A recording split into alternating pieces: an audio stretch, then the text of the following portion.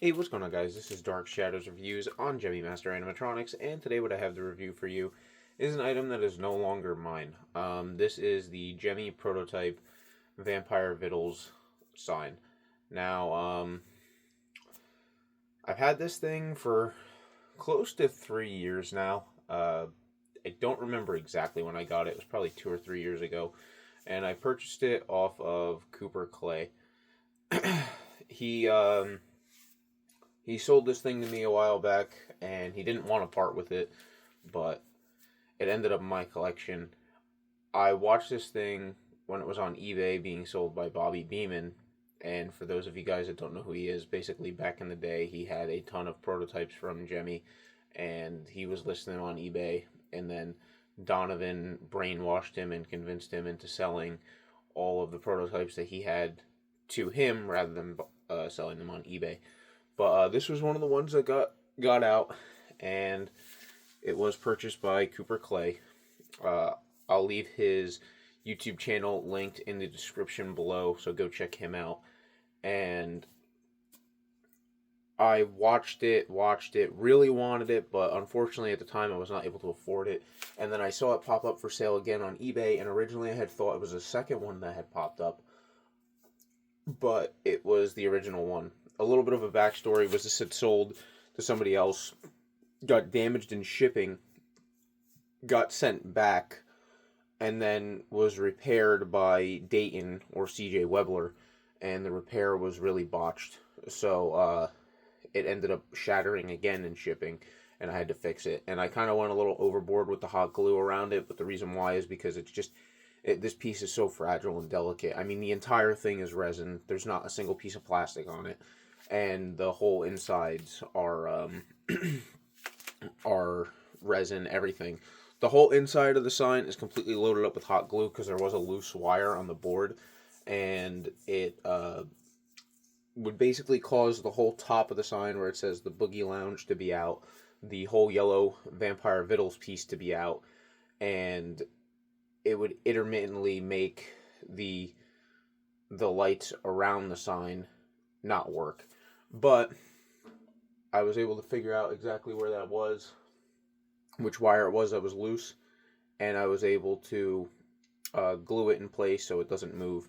Because unfortunately, I can't get to the wires on the board just due to how much hot glue is in there without using some rubbing alcohol. And I just figured if I glued it in place, it'd be good. Now it works in all different positions with no issue whatsoever.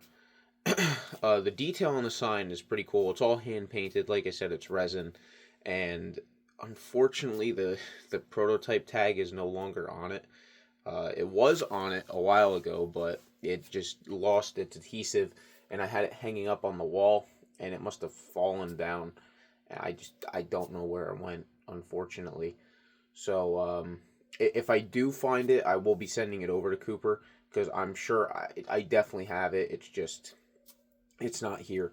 The only thing that it said on it was Vampire Vittles. That's Vampire Vittles sign. That's what the name of it was, and it said the factory it was made in.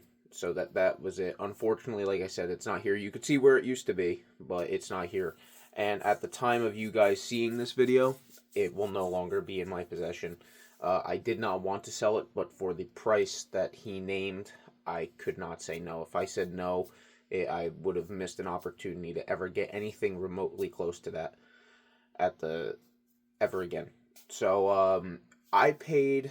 I think it was 150. He says 250, but I'm pretty sure it was 150. I paid. It might have been on the upwards of 200, but I'm pretty sure it was, like I said, 150. The only other thing that's wrong with this is over the years the red push button has gotten stuck. It still works, but it's just recessed down and stuck, and I think it's just sticky. Unfortunately, I can't free it up. I've tried. So it works great on sensor. The motion sensor is right there, and you can see the button is in the middle. If anyone's familiar with the Tiki sign, the push button is actually up here instead. So I don't know if the Tiki sign's button is where this one is on the prototype, or if it's always been on the Arrow, and we don't know if this is the only one of this that exists, but to our knowledge it is. So I'll go ahead and flip it around for you. Just give me 2 seconds. Okay, so here is the back of the sign. As you can see, the back is resin as well. This is where it hangs up, which is a little bit different than the Tiki sign as well. A lot of these screw holders have snapped because the screw holders are resin. So what I did was, oh, you can see where the sticker used to be. Cooper, if you're watching this, I will be sending that to you if I find it. I just don't know where it went as of right now. The wires here run through the back. So on the Produce sign, for the Tiki sign, they run inside of this. But this is just a complete solid piece. It's not hollow like on the Produce signs. So they just drill the hole in the back of this and in the back of here and routed the wires that way, which I think is pretty cool. You could see the really botched repair up top, which was not my doing. Like I said, it was from Dayton. He literally just, I don't even know, he just put like a really thin layer of hot glue on this, and this was so flimsy that when I got it in shipping, it was shattered. I don't know if it's going to survive shipping to Cooper, but all he has to do is just glue it again like this, and it doesn't look pretty, but it gets the job done. I glued the whole back of the sign around, and if you ever have to pull that off, it's just simply a little bit of rubbing alcohol will take that right off. Loosen all the glue, and it'll come right off in the back, and you just remove the couple screws. You can see that this piece right here, the handle or the stand, this is complete. This is plastic. This is the only plastic piece on it, but it doesn't have where they kind of sit in place and lock. This one is kind of just free and will flap around. Here's the battery cover. The contacts are perfect. It's got on and off. Off is obviously to use it with the push button. On is for the sensor. Yeah, it's pretty much it for the back. You can clearly tell it's entirely hand painted, and it's in good shape for its age. I mean, it could be better. I had to hot glue the whole front here. Just give me 2 seconds. I had to hot glue the entire front here because it had a crack around it, which was getting really bad over time just due to vibration and everything being up against the wall.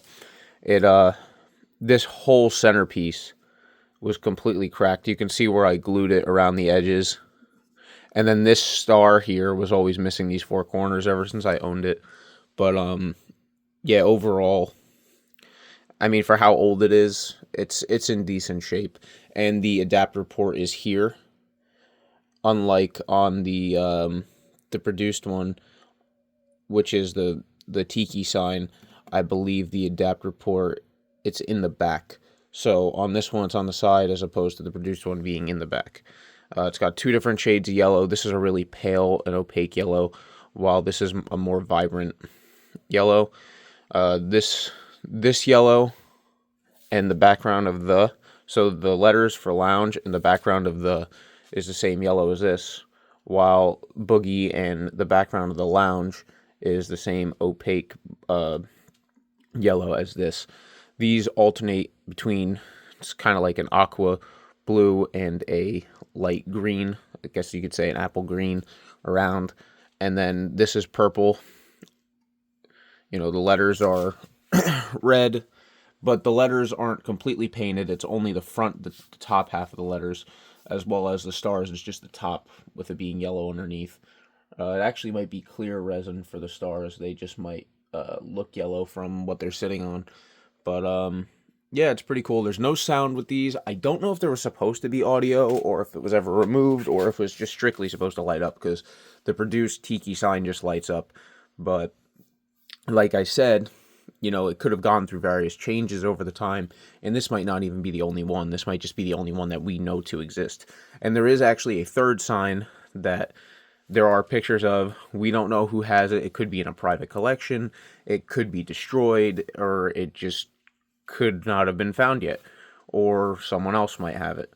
So give me 1 second. I'll go ahead, plug this in, and I'll show you what it looks like with the lights on and then with the lights off.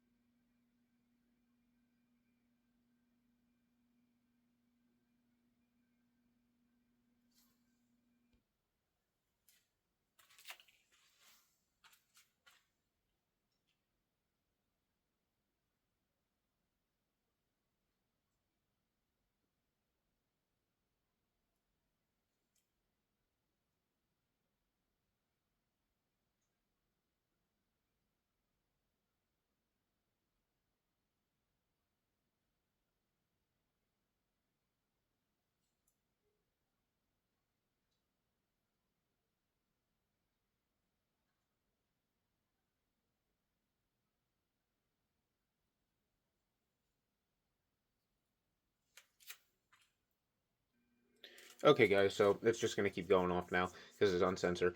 But the lights are pretty bright. It it's cool. I like how it's very sequential and it goes around and has a nice pattern. The only thing that I'm sure you guys noticed, these two lights right here, they're burned out. Unfortunately, I didn't change them. I told Cooper I'm not gonna change them because there's just so much hot glue in that area that I don't want to crack any of the resin or damage it. So I mean, it's very minimal compared to the amount of lights that are actually on this thing, and it doesn't really take away from its look and design.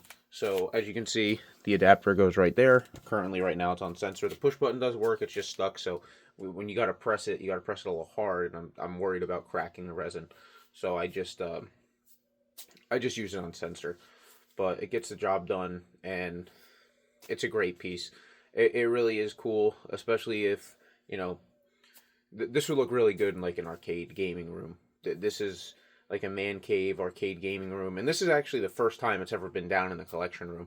And the whole time I've ever owned it, this is the first time it's ever been down here. So I'm happy I got to come down here and I got to get a couple pictures of it down here before I sent it off. It's always been in my room hanging up, and that was another reason why I had glued the back on, was because if it does hang up, it's a lot of weight in the front. This piece is, it's not super heavy, but it's very front heavy, and the back is very light. So when you have it hanging, there's a lot of stress put on the screw holders. So when you glue the back on, it kind of makes it one full solid piece, and it allows it to disperse the weight a lot more evenly, making the chances of it falling very lower, very much lower. So I just decided to do it like that, and it never fell off the wall. It never broke. Nothing ever happened. So hopefully Cooper has the same luck that I did. I mean, I wouldn't really recommend hanging it. The only reason why I did was because I had my bed underneath. So if it did fall, the chances of it surviving were pretty high. But yeah, that's pretty much it. I hope you guys enjoy this. This is the first ever review of this. It's not the first time it's been on YouTube, but it's the first ever review. And just want to say thank you guys so much for watching. And I hope you enjoy it, Cooper. I know you bought it originally, and I know it's going back to the same guy. So thank you guys so much for watching, and I'll see you all next time.